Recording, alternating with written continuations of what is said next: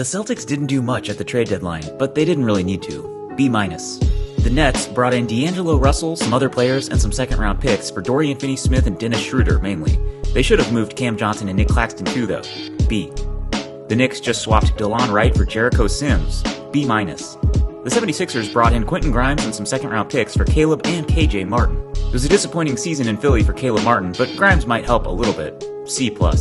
The Raptors basically brought in Brandon Ingram for a first and some rotation players, including Bruce Brown. How and why does Ingram fit onto this team alongside RJ Barrett and Scotty Barnes? They've pretty much squandered the Siakam trade package at this point. D. The Bulls finally moved on from Zach LaVine and got their own pick back. They also sent out some seconds and took on some bad contracts. And they didn't move Vooch or anybody else either. C-. The Cavaliers acquired DeAndre Hunter for Karis LeVert, George Niang, and some somewhat negligible draft compensation. They didn't need to do much, but this was a perfect move. A-. The Pistons brought in Dennis Schroeder, Lindy Waters, and some seconds. B+. The Pacers swapped James Wiseman for Thomas Bryant. C+. The Bucks traded a pick swap and several players, including Chris Middleton, for Kyle Kuzma, Jericho Sims, and Kevin Porter Jr. They needed something to get back into true championship contention, and I'm skeptical that Kuzma's that something. C-. The Hawks brought in some rotation players, including Terrence Mann for DeAndre Hunter and Bogdan Bogdanovic. They also got some swaps and seconds, but nothing that juicy. Disappointing to move on from Hunter. C+. The Hornets traded Nick Richards and Mark Williams for an impressive haul of draft compensation and young players like Dalton Connect. However, the Williams trade was nixed due to a failed physical. That left them with a much more modest return in total, unluckily for them. B-. The Heat finally found a Jimmy Butler trade partner, getting back some players including Andrew Wiggins and a pick from the Warriors. Considering that they had no leverage, the return wasn't terrible. Wiggins is actually a good fit on their roster and timeline. B. The Magic didn't do anything, which is a little underwhelming, but okay for a team in their position. B-. The Wizards were active. Kyle Kuzma, Jonas Valanciunas, out. Veterans Chris Middleton and Marcus Smart, in. They also picked up several firsts and a swap. Not a bad return for a rebuilding team, and perhaps they can rehab the value of Smart or Middleton. B+. The Mavericks traded Luka Doncic. F.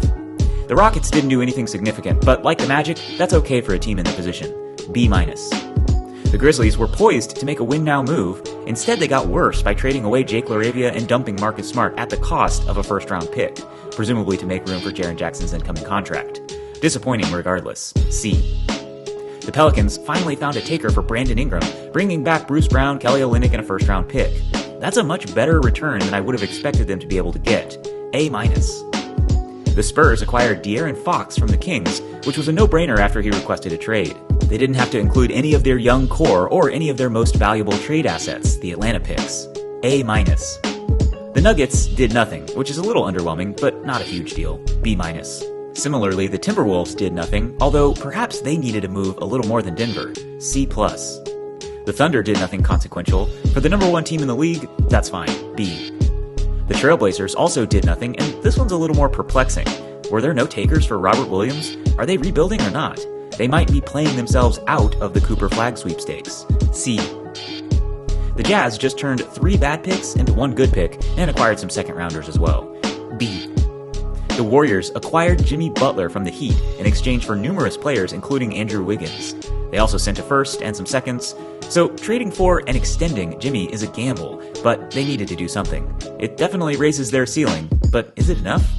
B. The Clippers swapped out some underwhelming rotation players for some slightly less underwhelming rotation players. If Bogdan Bogdanovic can remember how to shoot, he might help. B-. The Lakers acquired a player who, at age 25, was third in MVP voting and led his team to the finals. They also got Dorian Finney-Smith and moved on from D'Angelo Russell, Anthony Davis, Max Christie, and a first-round pick. It's a lot to give up, but it reinvigorates their entire franchise for at least a decade. Plus, the Mark Williams trade getting nixed might be a blessing in disguise due to his health concerns. Now they can use those assets again in the future if they want. A. The Suns moved on from Nurkic and acquired some decent rotation players, but they notably didn't trade Kevin Durant, Bradley Beal, or acquire Jimmy Butler. C-. Finally, the Kings were kind of forced into trading De'Aaron Fox, and the return was just okay.